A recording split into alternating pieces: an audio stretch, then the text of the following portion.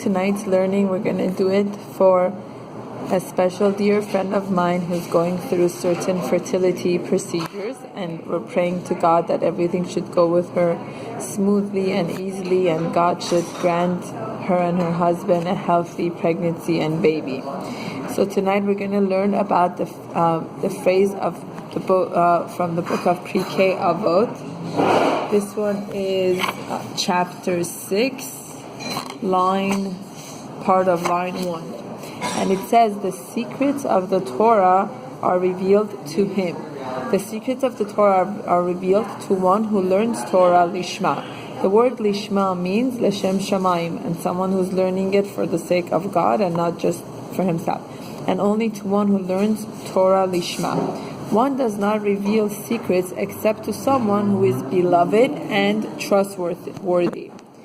As we have seen, these are characteristic of one who learns Torah lishma. Some Torah authorities have pointed out that the essence of the Torah lies in the concealed portion. They note that the treasures of the earth, soil, nutrition, and diamond, gold, silver, oil are all in deep beneath the surface of the earth.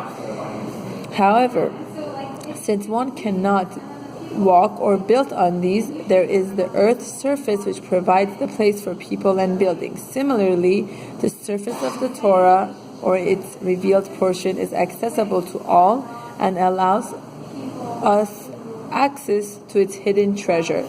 So basically, the hidden treasure and the secrets of Torah are deep within. It's not something on the surface that you can just access. You have to make an extra effort to be able to utilize it and have access to it. It is axiomatic that one should not delve in the concealed portion of the Torah until one has reached maturity and has a thorough and comprehensive knowledge of the revealed portion. One does not study Kabbalah until one is saturated with Talmud and Halacha. So I always like to compare this when it talks about Kabbalah, Talmud, and Halacha, like a candle. And you cannot have a candle without a body and the wick. Like if you don't have a wick, there's nowhere to put the fire on. So if we think of the Kabbalah as being the fire, we have to first make sure that we have a body. We have the candle to light it up. Because if you don't have the candle to light it up, you could set everything on fire. So also within our body, if our body hasn't learned enough Talmud and Halacha, the essence of it, then there's no way we're going to be able to retain the fire and use it in a positive way to bring light. We could burn ourselves. So that's why we need to have the body first. It is of interest that many of our great Torah scholars who excelled in Talmud and did not particularly study Kabbalah were nevertheless quite proficient in Kabbalah. They manifested the fulfillment of the Mishnah statement that the secret of the Torah are revealed to one who learns Torah lishma. So even some people who might have never learned Kabbalah, because they learned the Mishnah lishma, they still were able to access that part of the Torah knowledge. The corollary to this is that if a person is not saturated with Talmud and Halacha, he is totally unprepared to grasp Kabbalah. The attempt to learn Kabbalah without proficiency in Talmud and Halacha is as futile as trying to learn differential calculus without knowing elementary arithmetic.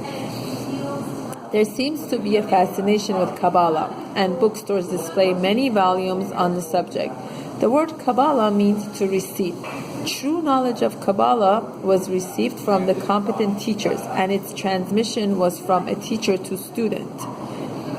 Only then could one benefit from the written works on Kabbalah. I regret to delusion those who believe they have learned Kabbalah from the books. So basically it's telling us the legacy of how Kabbalah was taught was from a teacher to student. So basically Rabbi Twerski is teaching us here that the secrets of the Torah cannot be revealed just through a book. You have to have a teacher and a mentor to guide you and teach it to you. By just reading it on your own, that's not the essence of what Kabbalah is there for. That's not going to elevate you or help you really understand the secrets and the diamonds and the treasures. Schools higher learning, Kabbalah from books. Schools of higher learning do not allow students to take certain courses until he has mastered the prerequisites.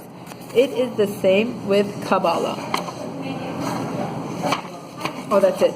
So another thing that I also wanted to say.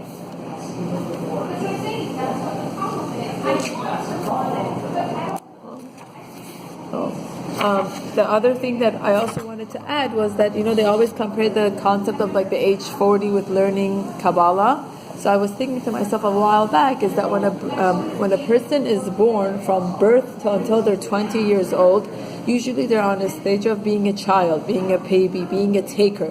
Everything their needs that's there is provided for them. Monetary, food, shelter. In an ideal case, the baby is born to a family and the family cares for that child's need. So by the time they're 20, in an ideal situation, by the time the child is 17, 18, they start dating, and usually like in their religious circles, like in their 18, 19, 20, they start dating for marriage. 20, 21, they get married. So from like 21 to 40 is their time now to give. So they go from the stage of being a child that they were taking to being in a role of giving. They become all about giving as a wife, giving as a husband, giving as a mother. You become a giver. Then what happens? Another 20 years of your life goes and you turn 40. So then you come to a realization of where am I now? Like, what is my relationship with me and God? I did my role of taking from my parents. I did my role of giving as a parent. So who am I now? Where am I going with my life? There's this reality and awakening. The Western world calls it midlife crisis, but I think it comes from the legacy of the Kabbalah and that spiritual awakening. They turn it into the midlife crisis of like, let me go back and buy the sports car and go dancing and partying and this and that. They go from the other aspect of it because religiosity has that, spirituality has the power of going both ways. But the Torah says when you turn 40, now that's the time for you to work on your neshama. That's the time for you to look within yourself and see where you want your life to be taken. What legacy do you want to leave behind? This next 20, 30, 40 years, God willing, that you might have until you're 80-something. What is it that you want to leave behind? Are you going to learn the secrets of the Torah and have it be revealed to you and teach it to others? Or are you going to just live for yourself and after 120 years when you die you just leave nothing? Or are you going to now at the age of 40 or at the age of 50 also bring back more light of Torah and Judaism and kindness and love and teach it to other people too? Because usually that's when people turn 40, 45, it's that time in their life that some ideal cases, the kids are older, the schooling is done, they're already established in their job, so it's the time to look deeper in and figure out, where do I want my life to go? What do I want to do with the rest of it?